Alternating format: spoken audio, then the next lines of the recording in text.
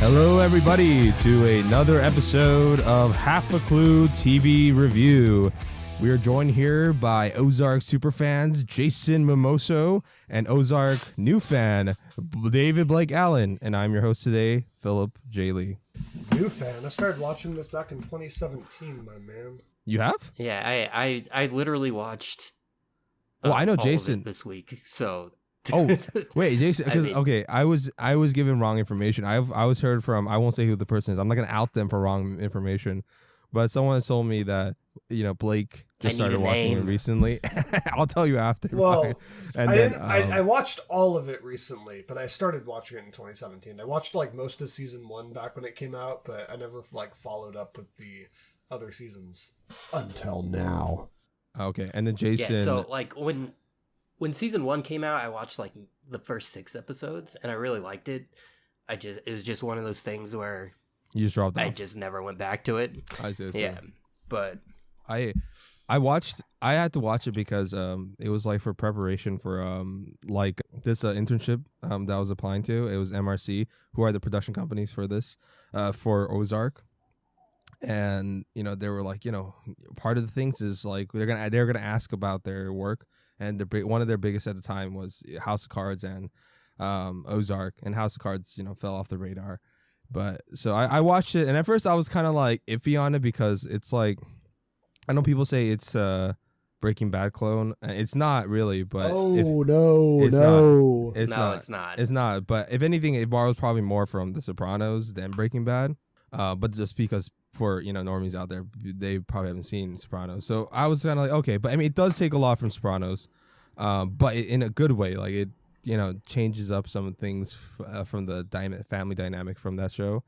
And I ended up loving the show quite a bit. I've been sticking with it from season to season. Let's just get right into it. So Ozark came out. It was created by Bill Dubuque and Mark Williams. I'm sorry if I said the name wrong. I still haven't. I don't think I've said your name right, even when I was interning there. And some of the recurring directors were Andrew Bernstein, Al Sakharov, Robin Wright, and the big one, Jason Bateman. This was one of the reasons why he joined on, because this was like he loves directing. He wanted to transition full time to directing. And full time. Yeah. But I mean, it's ironic because season 4 he didn't direct any episodes because of COVID, and he's like, okay, yeah, because if he got sick from directing, right, because he would have to interact with people a lot more often, then the show would be shut down, for like it would be a while. So he just thought responsibly he wouldn't direct any episodes, which is sad, because I think some of his episodes that he directs are my favorite. So that's one of the reasons why the show got a lot of support from him and got his participation. They were like teasing him like, you could also direct too. And so he created the look of the show, the feel of the show, and he also helped with, along with the writers, create the very propulsive momentum and constant pressure that has on the central protagonist. That was like what he worked on, like the pacing, which I think is his biggest contribution actually. What do you guys think of season 1 through 3? Like, I know we watched it for this podcast, but and we briefly talked about it, but your history and your thoughts, and what was your feelings going into season 4? Well, I watched the first season, like I said, back in 2017. I didn't finish it. I want to say I watched like the first 8 episodes or so. Yeah. So I think it's good. I think my problem with it is that a lot of people did say, oh, it's like this Breaking Bad quality show, and I disagree, but it is really good. I think it does a pretty good job with its atmosphere and kind of its aesthetic. Like, it's very blue. It's definitely something that takes advantage of where it's located, which is something I always compliment shows on. Like, if you're going to have a show that has a huge waterfront, take advantage of it, and it does. But I liked it generally. I think I liked season 1 probably the most, and then season 2 and 3 are pretty good. But I will say that I do like a lot of the central conflicts towards the end of season 3 the most. What about you, Jason? Yeah. So I mean, I guess me and Blake have a similar, track record with this show. I started watching it when it first came out. Never finished the first season. I went through all of it this week, and honestly, it's kind of a fucking blur. But yeah, I enjoyed 1 through 3. I think 1 or 3 is the strongest, and 2 was a bit of a dip for me. Interesting. Okay. But overall, I don't know. I just feel like the pacing of season 2 was a little slow. It wasn't as exciting until like, the ending episodes, which is fine. It just wasn't as Really? engaging. Might I have a moment? My biggest criticism of the show is that I think the pacing is too fast a lot of the time, where I think a lot of key moments just kind of happen. Like, and I like the show, but what I've said to other people that like the show that I'm friends with is I feel like a lot of the time they don't plant and they don't water their plants. I feel like you see the plant and then it's fully grown in the next scene. That's my biggest problem. A lot of things just happen way too fast. So I don't know. I've always thought the pacing was a little too fast, and I kind of wanted them to slow it down. Like, the biggest example for me might be just the pilot episode, where I feel like we're introduced to everything in like 5 minutes, and then boom, we're in the Ozarks, which I get is important, but I felt like that was a recurring issue for me. That's interesting. That's fair.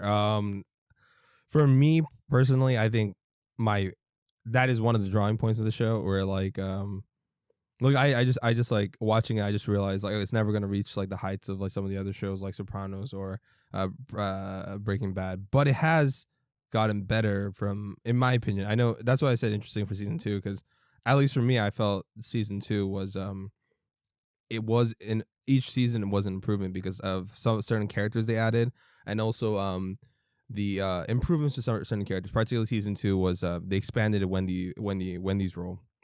Wendy Bird's role. No, I agree with that. Yeah. I do like Wendy's arc in like especially towards the end of season 2. Yeah. She does grow to be like like a problem character, but she does. She's almost the villain of season 3.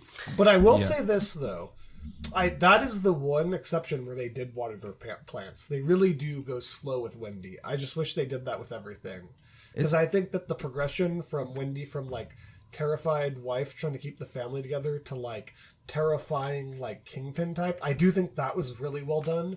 I just wish that everything was that level. I could kind of see that going, but I feel like it also works to the nature of the show, because in terms of stakes, in terms of conflicts and stuff, like this is a show where you don't have time to water your plants, like literally, because of like what's going on with the Navarro cartel, and there's always that ticking time bomb writer's element. That's what we usually call it. And as a result, I think the show reflects that really well. And I think like for the pacing, like it has to be fast to reflect the inner pressures of the character. Like if you slow it down, like I said, I think that would kind of go in conflict with then what's it called, the propulsive nature of the show and the higher stakes and the higher time stakes that they have of dealing with the Navarro cartel. But at least that's my general take on it. But and also for watering the plants, the allegory, I do agree with certain things, like with Charlotte. I think she's probably the weakest character in my opinion of the show, even though there's enough they give her some things to do in the later seasons. But that character is just propulsive. Like I hate the Ozarks. I had sex. I'm kind of friends with some of the people, and now I'm gonna work under my mom.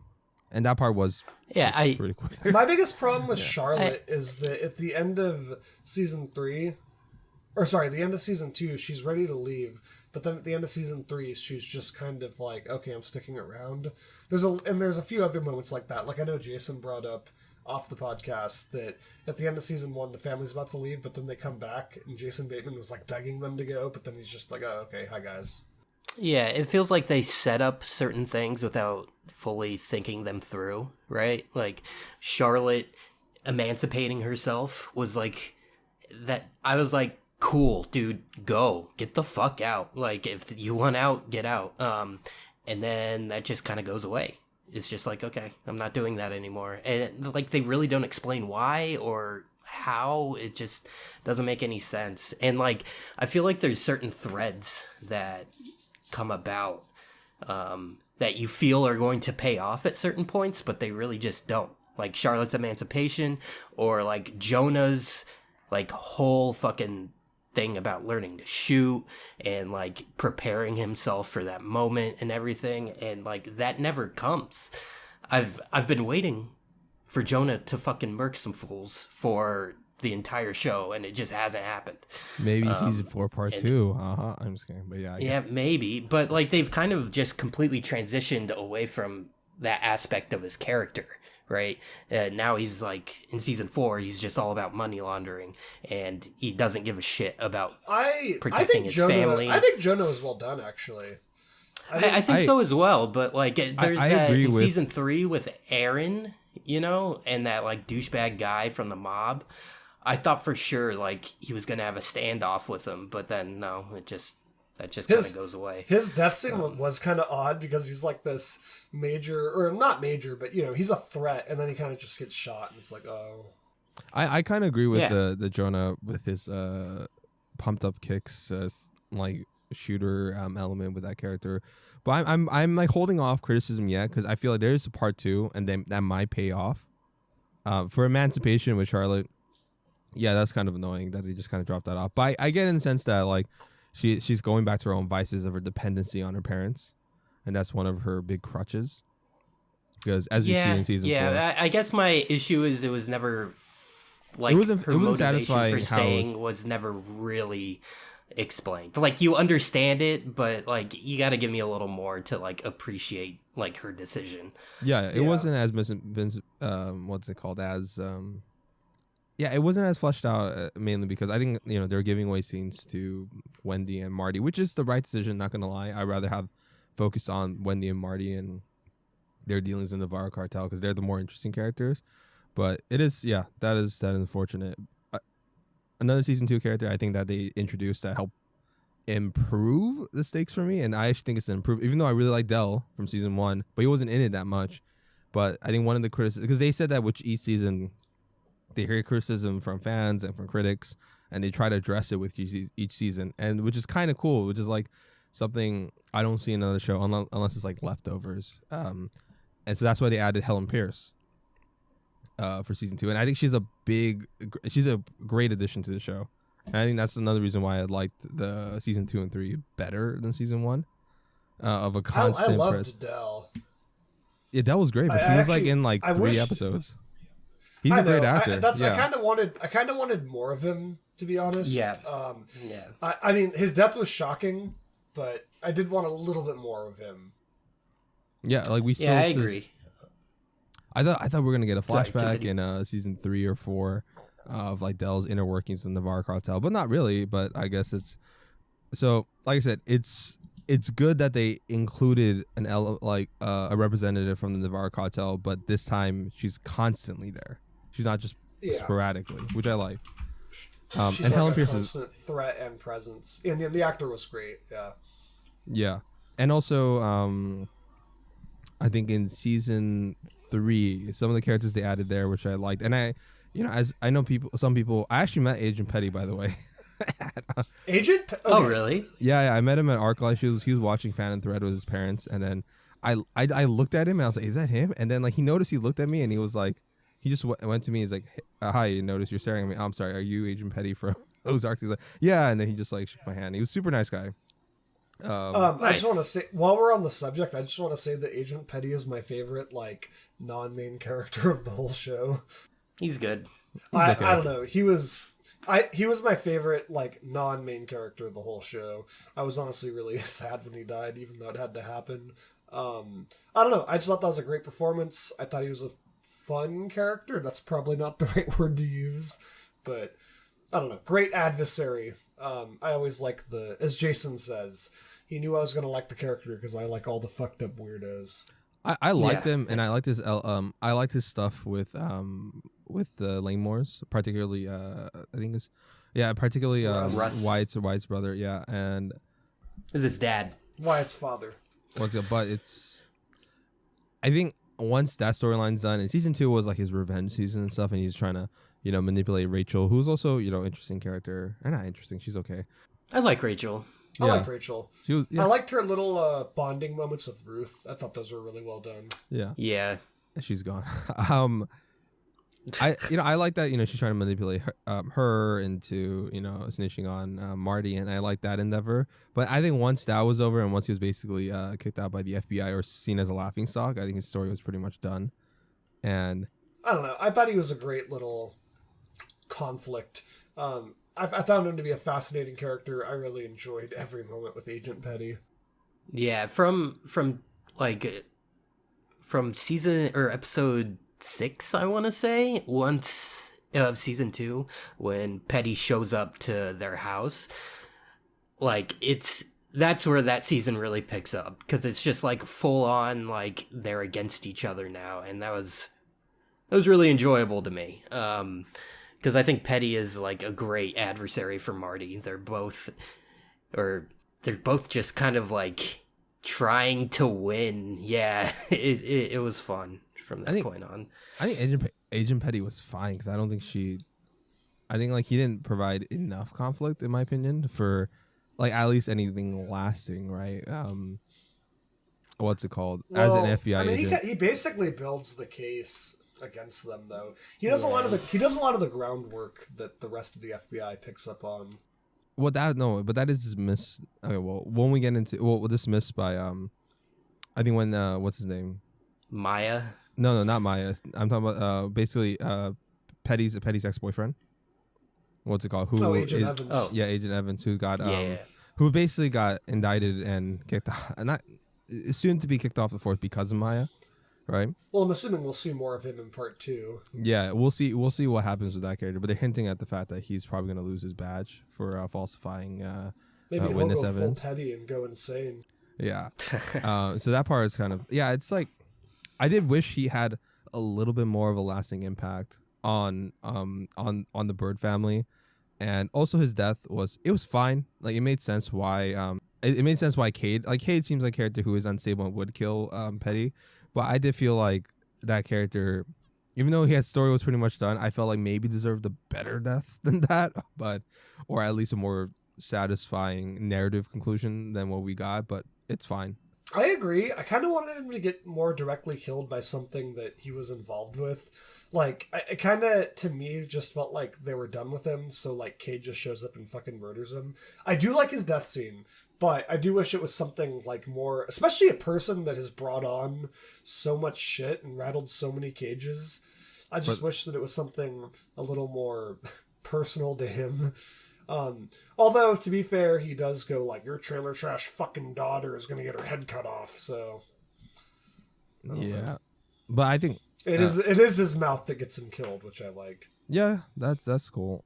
I think for me personally, I think Maya, not necessarily as a character's improvement, but what she does for the show, because she shows the moral dichotomy that and also a possible path forward for Marty to experience. And she has an interesting relationship with Marty that kind of expands that character, and I think that's what the absolutely. show needed. Yeah.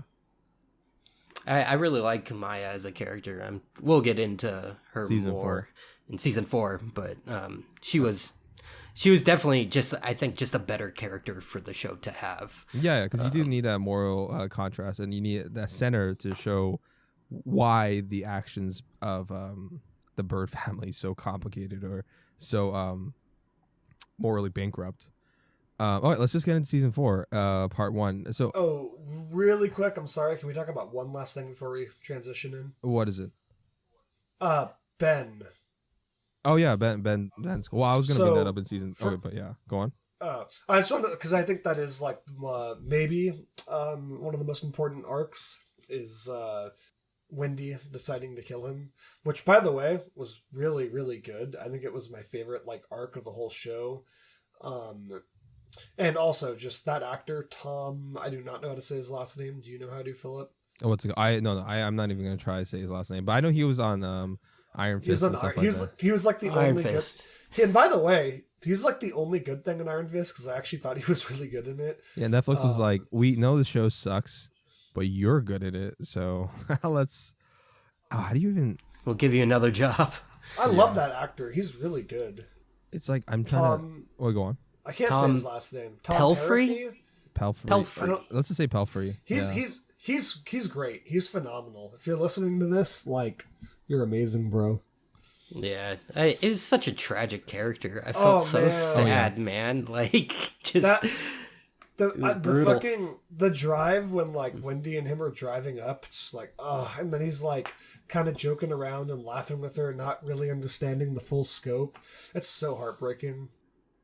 Yeah, and also that's kind of what like kind of brings Wendy back down to earth because that whole season she's like up on her fucking high horse, and then I feel like after that she kind of calms down a little bit and is just like starts to care more about her family rather than, the businesses. Right. What's it Yeah. called? I have stuff to say about Ben, but I'm gonna say that once we kind of get into season 4, Okay. part 1. Yeah, yeah. But I do love that Wendy and character. Ben and Wendy have their little of mice and men moment. Yeah, yeah, pretty much. What about so for season 1, season 4? One of the big things is they separated season 4 into 2 parts instead of just having maybe a season 4 and season 5, and it's a shorter episode order, 7 for each part. And we got part 1 right now. What do you guys think about that? Do you guys think that it worked for the show? Do you guys wish we just got 3 more episodes of season 4 and 5, or do you think like this is like the best they could have got? So it depends for me. We're gonna see how the next half goes. Generally speaking, I do not like when TV shows split up their last seasons because a lot of the times for me it just feels like 2 separate short seasons. Like for example, BoJack Horseman did that, and to me it just feels like 2 short seasons. Even Breaking Bad to me feels like their last season that split up. It just felt like 2 shorter seasons. So I guess we'll see how this plays out. But if it's done right, it's done right. But we're not going to know that until the next 7 episodes air. Do you guys feel like the 7 Yeah, episodes is too short? What about you, Jason? No. Well, I just feel like, why not just release all of it when it's ready? I don't see why that's a problem. I think That's maybe just me. Like, I wouldn't mind waiting an extra 6 months just so I could watch all of it together rather than sitting around twiddling my thumbs and waiting. I think that's exactly what they want you to do. They're like they want you to keep being subscribed. Yeah, I know, but like, it's just it's dumb. Like it wouldn't deter me from finishing the season if it was 14 episodes. I don't know. I guess it's a way to generate hype and all that shit, but I just think like stop playing with me, bro. Just let me watch it. I agree. Honestly, right now I'm kind of like I just want part 2 right now. I just want to. It's done. Apparently, it's locked. It's finished editing. It's finished.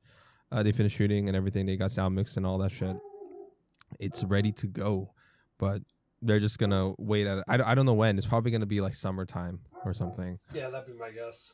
And for me, I think it's fine because honestly, after this season, part 1 season or whatever, I feel like the show could wrap up well in 7 episodes. There's like very little story left to go on now. Like I mean, there's a lot, but there's enough has been resolved at this point. Yeah, I think the main thing is just gonna be Javi, Ruth taking on the fucking cartel, like, which is hilarious. I would want to see that. I would love 3 seasons of that. Just Ruth going, "Fucking kill me," just like cursing out. I had to rewind that part. I was just like, Jesus, Ruth, man. I know that, She and she's really, she really let it out. and she's like she has just like I think she just has a regular Californian accent. She doesn't, and then I love that she plays it up just a little bit for the show, and it kind of just adds to the fact that her character was technically like as her own say like trailer park trash, but she kind of elevated above that. What are they gonna do? Scissor? Yeah, so main thing about season 4 is that this comes right after the end of season 3, which is Omar Navarro had to decide whether to kill either Helen or the Bird family and seeing which one of them are more useful. But the Bird family had proven themselves more useful by getting the FBI to take on the Lagunas cartel, their rival gang. And as a result, Omar Navarro won the drug war and decided that I want to keep the Birds around. But another character, his nephew, does not agree with the decision because he had the hots for Helen and also he just doesn't like the Birds. And that's Javi Alessandro. What do you guys think of First, let's think about this. Omar Navarro has a much bigger arc this season. He has much more involvement, especially with his thing with the FBI. And also Javi is like essentially since season 3, and I think that was a good thing that they introduced a character who is kind of like the wild card character or the wild element character that could shake up the narrative elements and also the what's it called, the dramatic successions for each characters in a really interesting way. And this is Javi this season. Last season was Ben Davis. What do you think of the Javi and Omar Navarro's part in this season? What about you, Blake? You want to go first? Sure. I like Javi just fine, but I wish he was established prior to the last season. One of my biggest issues with television, or this is like a huge pet peeve for mine with television shows. I don't like when television shows add main characters in their last seasons. To me, it just feels cheap. I wish that they were pre-established. So I just wish maybe Javi was in the background in season 3 or maybe even season 2. And then, like, we get to see him in action. I just don't like the idea that a new character is causing this much ruckus. It kind of annoys me. And it, like, I don't know if you browse the subreddit, but a lot of them don't like Javi for the reason that he just feels like he's here to create more conflict. And it really comes off that way because he's new. But that being said, I think he's fine. He does kind of feel like are you caught up on Better Call Saul? Yes. Yeah. He does kind of feel like a Lalo Light to me, like just like a chaos character. Yeah. Do you agree with that? That he's kind of like Lalo Light? I completely agree with that. I and the difference is that Lalo is actually like in like what season? He was introduced. Was it season 2? Lalo's introduced. Or was it season 3? Season 3, right? Yeah. He's introduced season 3 cooking in front of Nacho. Yeah. And then he really takes his time to become the main character. I agree. I mean, I think his character is fine. I think the actor does a really good job. And, you know, portraying both the intelligence of that character, but also the instability. And that's a good contrast. I like the character overall. But my main criticism is that I think there wasn't enough. I think they might have had it planned, but they didn't have Javi completely figured out. So that's why they didn't bring him on. And I wish they did. I wish that. Yeah, I it would have been agree with much more impactful. Yeah, like if he was there, like I wish he was like always next to Omar Navarro during the calls with Wendy or something like that. Oh, you know? And while I'm saying he's a Lalo Light, he is no Lalo. Yeah, he's no Lalo. I mean, they're different enough that it's like, you know, obviously he's a much more darker version. I only mean that in the terms that they're like a wild card, like criminal character that just solely exists to kind of like fuck everything up. Yeah. But yeah, I like him enough. I'll just say it one more time. I just really wish he was established prior to this season. What about you, Jason? What do you think of Yeah, Javi? I liked him. I don't necessarily think he should have been established. It would have been nice, but I think he works for what he is. You know, he's just like a new villain. He's a villain of the season. I think Blake said he wished it had been like kind of like a Dell character, you know, who was like there from the beginning. Yeah, like someone we've seen.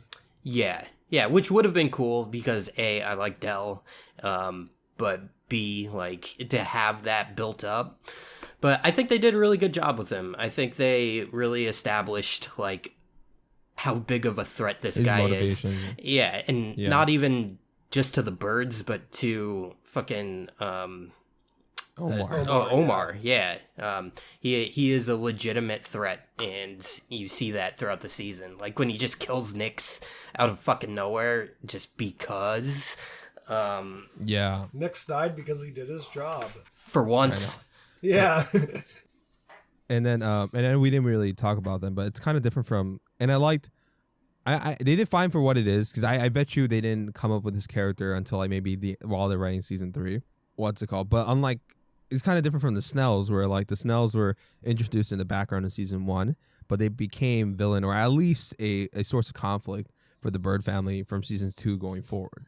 And particularly Darlene became like a central conflict in season 3 and 4. Same thing with Helen. She was introduced in season 2 as a probably advisory character, and then she transitioned into a villainous character in season 3. After, you know, they fucked her over. And and that probably was the better approach. But for Javi, for what it is, for what we got, and also we're gonna get another 7 episodes of him, right? Yeah. Essentially, I guess this is his establishment season. So I'm gonna give him the benefit of the doubt. And for an establishment season for him, I think it was fine, and the actor did a really good job. And I did like the fact that he's a rather well-educated cartel member, but at the same time, he has the instabilities of many of the drug lords that we know from the past. So that was interesting to see. It's like, what if what's it called? El Chapo was like extremely intelligent. Yeah. I'm not saying he wasn't, but if he was like, if he was physically fit and he was well educated, and and that's terrifying. I think that is a terrifying threat for the birds. Yeah, he's like a millennial mob boss, like he's hip to like, the internet, and he was trying to expand the cartel into like different currencies and all this different shit. It was an interesting take on a mob boss, I guess. Like, most times when you see a mob boss in a show, they're very often just like an old, like, by the books, like, I'm mob man. But this guy, he has ideas, and I think that's interesting, and I want to see where they go. Yeah, I'm hoping that they do a lot more with him in the next half. Be interesting to see. Yeah, because they laid a lot of groundwork for him. And as much as I like Navarro and the actor, and I do like the fact that there's a little bit of humanity to him, like he won't kill children, he has a fast hard rule on that, and then he has a connection with his family and stuff, and he has a weird connection with Wendy, which I did like. Yeah. But I do think Javi has more potential than Navarro as a character in terms of where he could go, the conflict he could create. Like, he's more terrifying too. As much as I like Omar and his presence is terrifying, Javi, like Omar, like, hasn't hit the boat flights, but Javi looks like he goes to P90X every day. He could fuck them up. And on top of that, he's nothing gets by him. Nothing gets by. I did love Omar's presence though. Yeah, he was really good. I think it was good for what he did, and as kind of like the godfather of the Mexican cartel, or the Navarro cartel particularly. But Javi, I'm interested. I am very interested in what's going to happen. And I do think he poses a bigger threat than anything the birds has figured out in the past. I think he's like more ruthless and unstable than Navarro, but also at the same time, I don't know, more intelligent, but at least more tech savvy than Omar. So like shit like the deal with Claire, who is a CEO of the pharmaceutical company that Wendy is trying to enlist the help of for her own foundation, so she could win political influence. The whole thing with that. When he stopped delivering heroin to them, and Marty had to go to Ruth to get Darlene's drugs to get the stopgap. That I like the fact that he knew something was up. He knew, he was able to figure it out through his own detective work. He's essentially like cartel Batman, but on the opposite side. And I like that. So I think it's going forward. The Bird family, they're kind of fucked, but we'll see. Yeah. Do you guys do you think that Omar is done in the series? No. I think we're definitely gonna see more of him. Yeah, I hope so. I think he might be done as an overall like cartel boss. Yeah, but I think like he's going to, at least he'll have a scene with Wendy. I feel like he'll have a scene with Wendy at the end. He's probably gonna get killed by Javi. Maybe. Possibly. That'd be we'll my see. prediction. And then maybe it's season 4, part 2 starts off with Javi finding out, because he is, doesn't seem to, no secrets go by him. Maybe he finds out about Omar's betrayal and kills Omar and his entire family, and that's how we start off season 4, part 2, which will be immediately establishes that, oh, okay, Javi's a threat. He doesn't have the morals. Like, he actually does kill children. Yeah. Let's go. All right, let's talk about the Snells. What do you guys? And I know, by the way, I also love Jacob Snell from seasons 1 through 2. It's very sad when he died. But Darlene Snell now, taking over the Poppy Farm heroin empire of the Ozarks, and now she's in a relationship with Wyatt, and married, which is very odd. Yeah, very odd. I like that. I love it's so Ozark. It's so weird. It's Wait, have you guys seen House of Cards by any chance? No. No. All right, there's a scene in House of Cards where what's it called? Kevin Spacey, Robin Wright's character, out of nowhere has a threesome with their bodyguard. Okay. And it kind of felt like that to me. And they're from the same company, MRC. It felt like a very MRC moment where it's just like something we don't expect romantically. Like it's kind of taboo, but not taboo, but it's just odd. Darlene and Wyatt, in a weird way, kind of sweet. I don't know. I was kind of rooting for them. Is that weird? No, it's not weird. I don't know. I really liked Wyatt as a character, especially in season 1. And then it felt like they didn't know what to do with him. Like, and so they're like, yeah, just have him fuck Darlene. That's cool. They don't know what to do with fucking 3. Yeah. Oh yeah. Who I is wish 3 a had a man now, by the way. Yeah, Holy dude. Shit, 3 grew Yeah. up. What was that? Yeah, three did. Maybe the act. Oh, go on. Oh, sorry. I was saying, I do like the romance. It's very fucking weird. I really like that moment where Ruth brings in like the high roller guy, and he's like, "Those two are dating." Yeah, that was funny. And I did like Darlene. You know, like with Wyatt, she has a much softer side shown to Wyatt, even than she did with Jacob. I did like seeing that aspect of her and them raising Zeke together. Yeah, it's in a weird way. It's like it's sweet in a fucked up way, I guess. Yeah, it's like they're in a weird way they're more honest and vulnerable with each other than Wendy and Marty are. Ironically, No, like definitely. they're one of the most authentic. I mean, I know there's Ben and Ruth, but they like, you know, that got cut pretty short by Wendy in season 3. But yeah, this is like one of the few multi-season romances from this show. I know they're kind of teasing that with Marty and Rachel, but you know she left. That, yeah, it's probably the sweetest and most authentic romances I've seen from the show, which obviously meets a tragic end by Javi, which was actually probably a great scene. Actually, let's get to that. Do you guys think Darlene is dead? Yeah. Yeah, I think she's dead, or maybe not. She almost died of a heart attack like 3 episodes ago. Yeah, and then she got shot in the heart. Yeah, because they purposely made sure to show that Wyatt got shot in the head, but Darlene got shot, obviously in the heart, or maybe they do that weird writer's thing where like it barely missed the heart, she's barely alive, and now she's in a wheelchair, but all angry and shit. Yeah, well, I could I don't know. see, I could think see she might be alive. Ruth and Darlene taking out an entire cartel by themselves, which would be hilarious. Yeah. Good. My money's on she's dead, personally. Yeah, so do I. I think she's actually dead. But would you be disappointed if it turned out she wasn't? No, I think it'd be fine because it's like that character. Not gonna lie, because she represents because the in Ozark. terms of like the Ozarks, the Ozark crime side. Like she's from the Ozark crime side. You have which we'll talk about, in the KC mob represents the Kansas City crime side, and you have the Navarro cartel representing the Mexican drug trade, and the Birds kind of being in the middle of it. With her being gone, it kind of removes that representative from that drug trade. Well, but also like unfortunate. Ruth could take over that. Yeah, that's true. But would they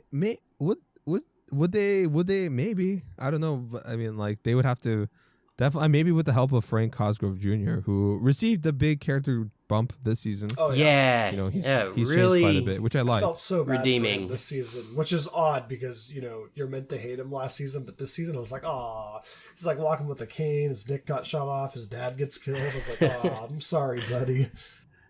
He turns out to be really likable by the end of the season. Yeah, and he's like, I think he has a soft spot for Ruth. Yeah. Like maybe even some romantic feelings. We'll see. And I thought at first he was definitely going to die once that Javi did that. I was like, oh no, Ruth's not going to listen to reason. She's going to go over there and kill that motherfucker. But she listens. Yeah.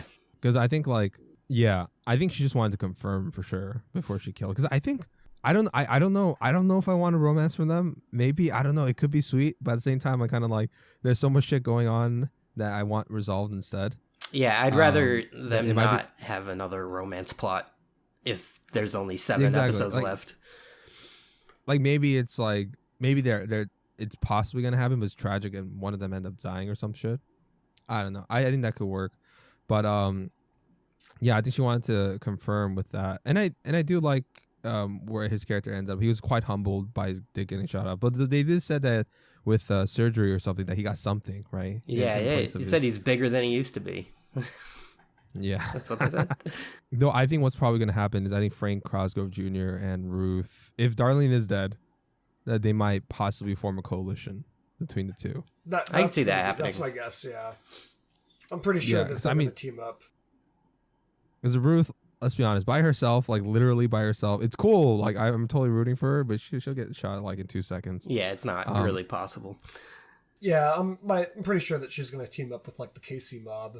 Yeah, and because they have reasons to go against the cartel, and I could totally see Frank Cosgrove Jr.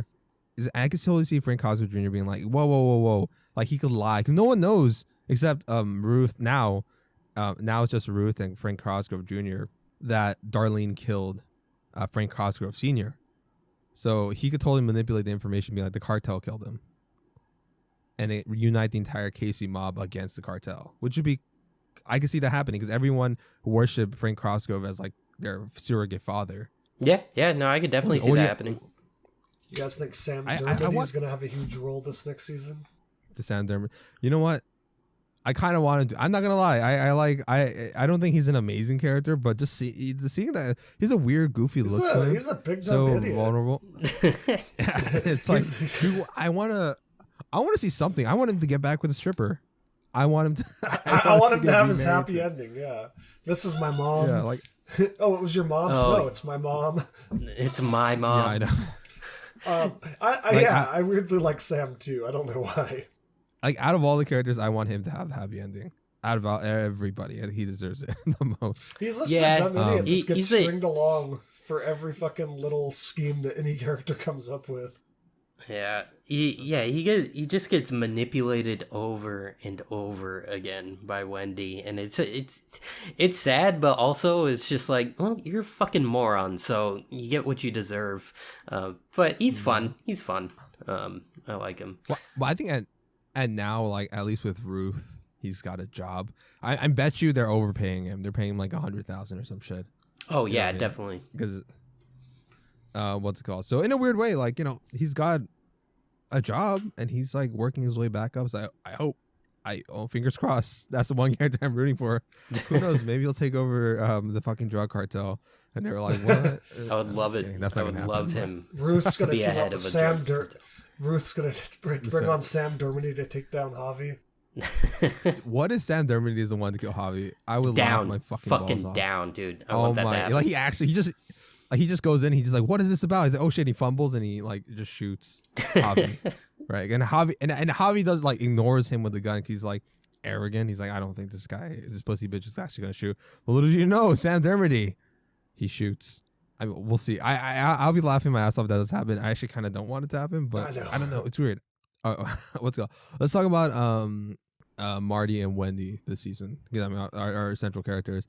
So big thing with Marty this season is that he's basically just trying to survive, right? He's trying to make this deal with Navarro's and the FBI work with Agent Miller, who is, by the way, her character is even.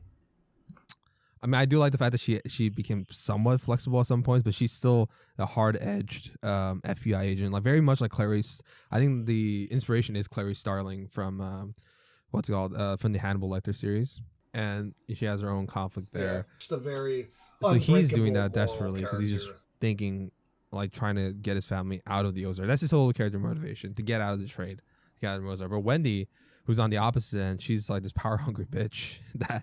But at the same time, she's recovering from the death of Ben Davis, and throughout the season, I like that his presence is still felt throughout because he's such an important character. Yeah, I thought it was I thought it was really sweet how Jonah gave his ashes to Ruth.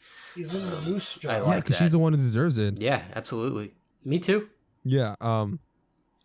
And I do like Wendy's, I personally, I really like Jonah. even though what's it called is overtly ambitious, but that fits with her character, and I do like seeing her win, and her political machinations of trying to get both politicians from the Republican Democratic side to her curry or curry their favors with the money from the Bird Foundation, and also her whole dealings with the pharmaceutical company, like her expansion of her empire. Like, I wonder, is this gonna end tragically? Where, I mean, it's gonna be tragic regardless, but is it gonna end with like Marty dead and Wendy becoming like essentially the new like Esmeralda Blanco, or I think that's the female cartel leader name in real life, be essentially a new female cartel leader or something like that. I think because in season 2 they were doing a lot of parallels with Jacob Snell, Darlene, and Marty and Wendy. Where Jacob's like, he has a great line where he's like, Marty, what do you do when the woman who takes your breath away doesn't allow you to breathe anymore? So that very well could be the path they're going down, where maybe in like the latter half of the next season, I mean, like the last 3 or 4 episodes or so, maybe because they're already in conflict right now. Because remember, Marty had the thing where like, when we get back to Chicago, we're and she's like, shut the fuck up. I could definitely see them doing that. Because basically, like, he's gonna say like, we're gonna get a divorce, and they already have conflicting interests regarding parenting, right? Like, Wendy doesn't care if Charlotte goes to college, but Marty really wants Charlotte to go to college, and Marty is proud of Jonah, but Wendy doesn't like that Jonah's working for the enemy. So it's like, they're already conflicting on their parental guidance, which is weird, at though. Odds with each other, right? Like, those are pretty inconsistent, like, opinions from both sides, right? Like, Marty wants Charlotte to go to college, but he's totally fine with his son committing felonies, and Wendy's like not okay with her son committing felonies, but she's fine with Charlotte not going to college. I don't know. It felt. Wait, no. I think it's weird. I think for Wendy, it's not about Jonah committing felonies. It's just that's true. He's working for the enemy. That's true. Yeah, and also she's just annoyed that she's butthurt that Jonah. Remember Jonah? Like, she had a peace offering and she took all the effort to make like a pyre for a funeral pyre for Ben, and he's like, nah, I'm not going. I think she was like, as we could tell, she's kind of a petty character. Yeah, he says it was horseshit. He says, "Are you gonna make me one when you get me killed or something like that?" That was some horseshit. Jonah, you're gonna make one for me. I don't know. I think it makes sense to me why Wendy's so upset about that, and I can also see why. Yeah, because Marty sees a lot of himself in Jonah. It's clear Jonah is Marty's favorite. Wow, and Charlotte is Wendy's favorite. Well, Charlotte had absolutely nothing to do with this season at all. Like, she had like 3 scenes maybe where like she either talked to Wyatt or talked to Aaron, and like she didn't take her SATs. So what? Who cares? She was completely absent. Oh, in my opinion. Unless she gets with Javi. Oh god! Remember that scene? Yeah, that was awkward. Yeah. Can you imagine them getting together? Like, in a weird. That would be weird, Maybe Charlotte will kill Javi. That would be so weird. Like, what if they set up a romance, or not even romance? Like, Javi is really legit, because I think he might be legitimately interested in Charlotte, but he's just flirty, honestly. But can you guys imagine that happening? That's hilarious. That'd be terrible. Like, Javi. That'd be worse than Wyatt and Darlene. Maybe Charlotte will kill Javi. I could see it. Oh my god! What if Darlene lived? And then, I could. You know what? In a weird way, because apparently, in his own words, he likes mean, angry bitches. That's what, in his own words. You know what I mean? He, like, remember with Helen, he was like, "Yeah, I really thought she was hot." Like, she was an angry woman that just speaks to your soul, and I'm like, "Oh my god!" Yeah, he's like, Javi. It's like the mean teacher or something like that.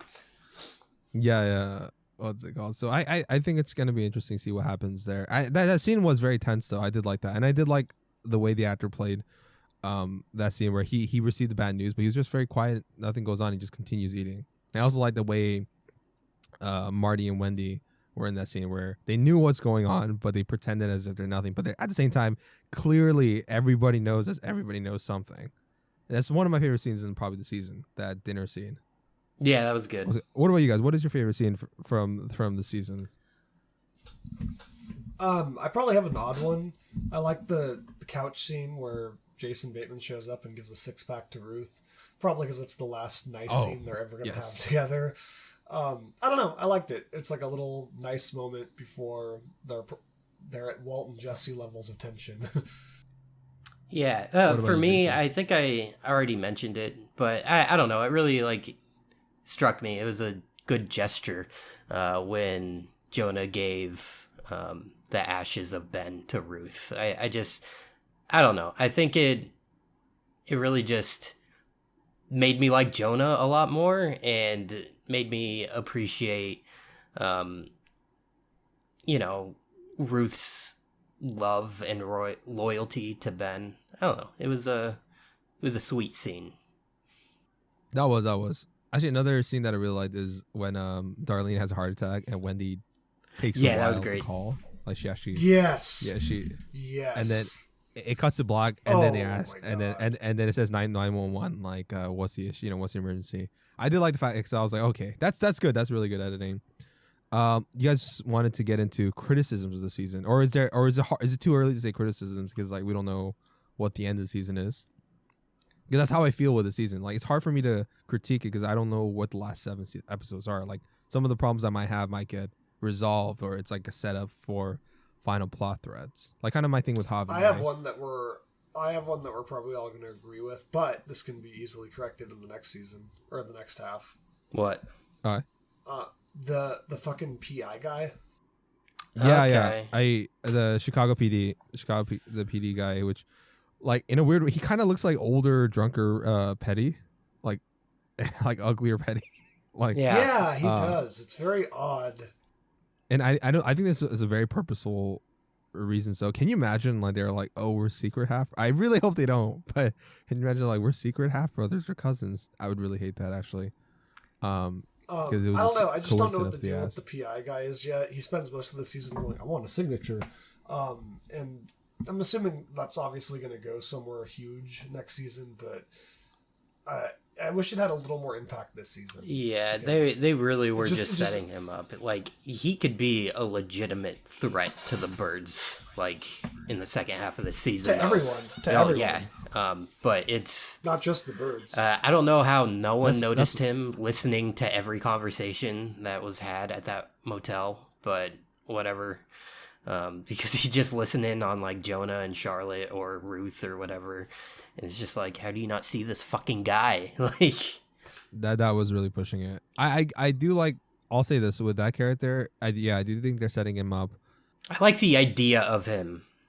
I just hope they do it well. Yeah, I'm a little worried. I'm really worried on that character. I'm not ready to say it's a flaw yet because we haven't seen the last 7 episodes, but I'm worried. I'm hoping they pull it off. Though I do like the fact that the writers seem to be aware that we don't like this character even before this season came out. Because remember when he was like, "I really fucking hate that guy." Me too. Yeah. Like, as if that was like. No, that's Marty. Marty's like, I fucking hate that guy.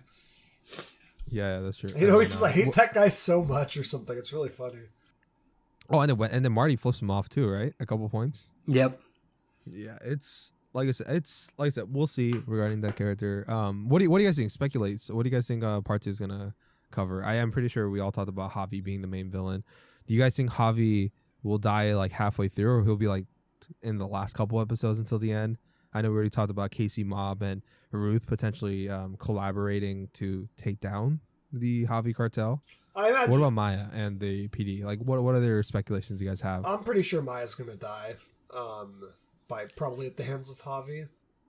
Or maybe the fucking FBI. Like, she is not in their good graces right now. No. So, because like they're very morally flexible, and she is not, which is why she like she did the right thing, but in turn just fucked everyone over, by arresting Omar. So we'll see what happens with her. I don't think she's gonna live through it. I obviously think Javi's gonna die. I'm hoping Ruth lives because I love Ruth, but I'm getting the sense that she's gonna get it, unfortunately, which would suck because she's her and 3 are the last Langmores alive, right? Yeah, the birds came in and all of the Langmores just get killed off. But I want Ruth to survive too. Yeah, same. Ruth is probably one of my favorites. I'll say this. I think Ruth for is everyone's favorite character. Yeah, I think for sure Marty and Wendy, not both of them are going to make it out. One of them for sure will either die or be imprisoned. There's no way both of them win. And I have a sneaking suspicion. If I'll say this, it depends on whether if Maya lives, then I think Marty lives. And like gives Maya constantly from season 3 on was saying like, "Hey, look, you're really talented. If you want a job, we could give you a badge." And that's brought up again in this one. She is fond of Marty, like to a certain degree. Absolutely is. Not necessarily romantically, but in terms of well, she has a deep respect and admiration for his abilities. I think if they go that route, if Maya survives, then I think Marty wins and Marty becomes an FBI agent as penance for his crimes.